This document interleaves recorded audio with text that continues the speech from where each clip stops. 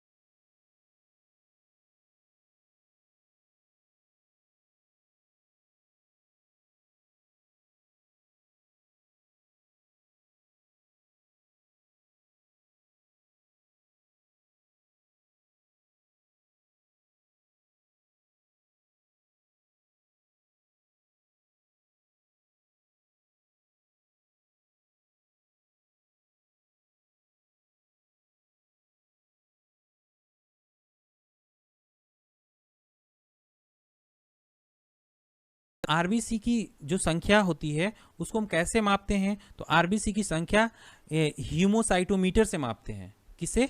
Haemocytometer से ही मापते हैं हम आरबीसी की संख्या जो है, ठीक है। अब हम आरबीसी में होने वाले रोग की बात करते हैं, आरबीसी की कमी से होने वाले रोग की बात करते हैं। तो कौन कौन से हैं? तो एनीमिया है और जॉन्डिस है, जॉन्डिस है, ठीक है। कौन कौन से? एनीमिया और जॉन्डिस। देखिए, हीमोग्लोबिन की मात्रा कम होने पर एनीमिया और जॉन्डिस रोग हो जाता है।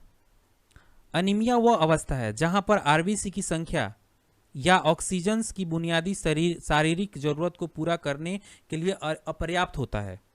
आयरन की कमी को एनीमिया का सबसे आम कारण माना जाता है। अब हम बात करते हैं व्हाइट ब्लड सेल की, मतलब ल्यूकोकाइट्स की, ठीक है, डब्ल्यूबीसी की।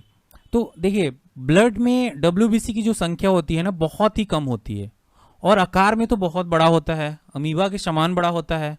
इसमें केंद्रक रहता है, जैसे कि मैंने पीछे बात किया था कि आरबीसी में केंद्रक नहीं पाया जाता है, तो यहाँ पे हम अगर बात करते हैं तो डब्ल्यूबीसी में केंद्रक पाया जाता है, ठीक है। इसका निर्माण जो होता है ना, बोन मैरो, लिम्फ नोड और कभी कभी लीवर और स्प्लीन में भी होता है। इसकी जो मृत्यु होती है ना, वो कहाँ होती है? ब्लड में ही हो जाती है।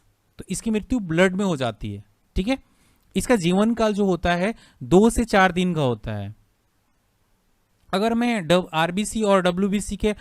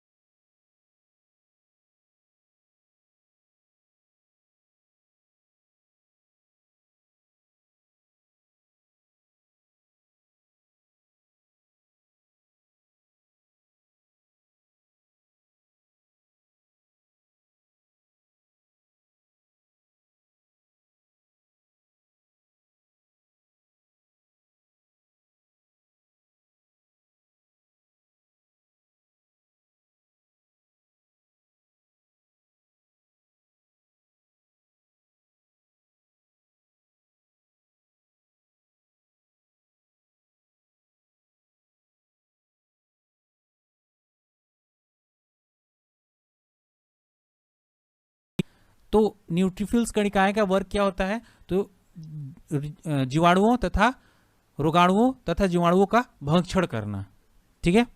नेक्स्ट देखते हैं इसके कितने टाइप्स। यहाँ पे हम बात करते हैं व्हाइट ब्लड सेल मतलब डब्ल्यूबीसी की। तो डब्ल्यूबीसी के 2 मुख्य भाग होते हैं। कौन कौन से?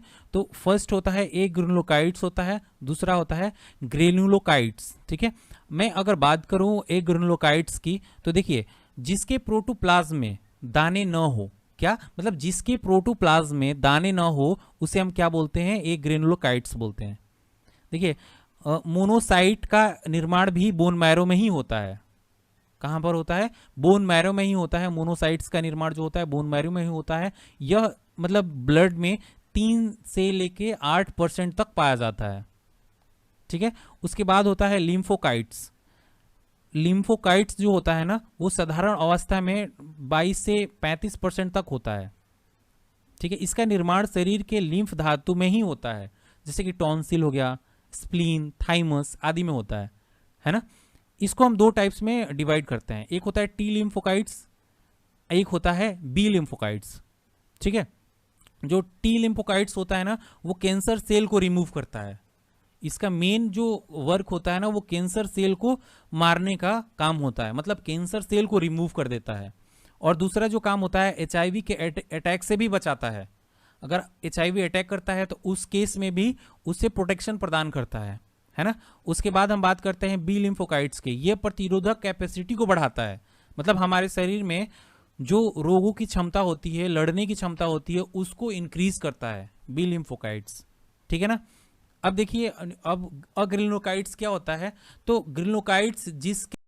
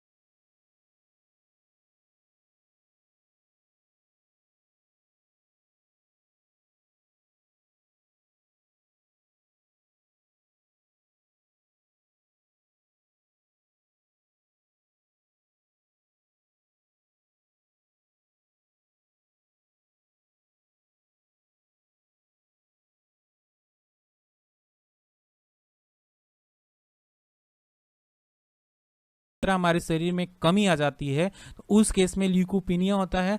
और WBC की मात्रा हमारे शरीर में अगर बढ़ जाती है तो ल्यूकेमिया होता है। मतलब दोनों में दिक्कत है, अगर घट जाए तब भी दिक्कत और बढ़ जाए तब भी दिक्कत है। ठीक है, और ब्लड प्लेटलेट्स की बात करते हैं।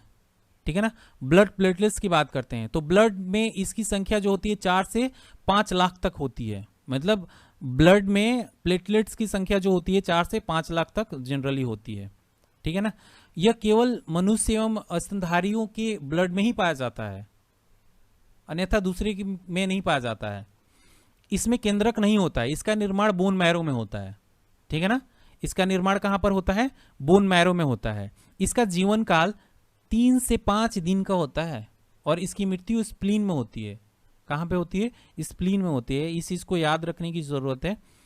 इसका मुख्य कार्य क्या क्या होता है उसको समझते हैं। तो इसका मुख्य कार्य ब्लड के थक्का जमने में मदद करना होता है। मतलब हमारे शरीर में जो क्या होता है, ब्लड जब कहीं कट जाता है तो तुरंत थक्का जम जाता है। मतलब थक्का जमने का काम किसका होता है, तो एक तो मैंने बताया था कि RBC में भी होता है, और दूसरा मैंने बताया था प्लेटलेट्स का भी काम होता है कि ब्लड का जो थक्का जमने का काम करता है प्लेटलेट्स भी करता है। ठीक है, प्लेटलेट्स की कमी से होने वाले रोग कौन कौन से हैं, तो चिकनगुनिया और डेंगू ज्वार। चिकनगुनिया हो जाता है और डेंगू ज्वार हो जाता है। ठीक है ना, तो चिकनगुनिया और डेंगू ज्वार के कारण मानव शरीर में प्लेटलेट्स की कमी हो जाती है। ठीक है ना, कमी हो जाती है, कभी कभी 60,000 70,000 तक पहुंच जाता है। कहाँ 4 लाख 5 लाख होना चाहिए और कहीं 40,000 50,000 तक हो जाता है। जिस केस में अगर इससे कम हो जाता है तो आदमी का डेथ हो जाता है। ठीक है ना, यहाँ पे देखते हैं कि ब्लड के मुख्य कार्य क्या क्या हैं। ठीक है, तो ब्लड के टेम्परेचर को कंट्रोल करना तथा शरीर के रोगों से रक्षा प्रदान करना, ये ब्लड का ही काम होता है। शरीर के वातावरण को अस्थायी बनाए रखना तथा घाव को भरना ब्लड के द्वारा ही होता है ना। ब्लड का क्लॉटिंग किसके द्वारा होता है, ब्लड के द्वारा ही होता है। किस में होता है, ये आपको प्लेटलेट्स में होता है। ठीक है ना, तो देखिए हमने जैसे बताया था कि शरीर के हर सेल में ऑक्सीजन पहुंचाने तथा कार्बन डाइऑक्साइड को वापस लाने का काम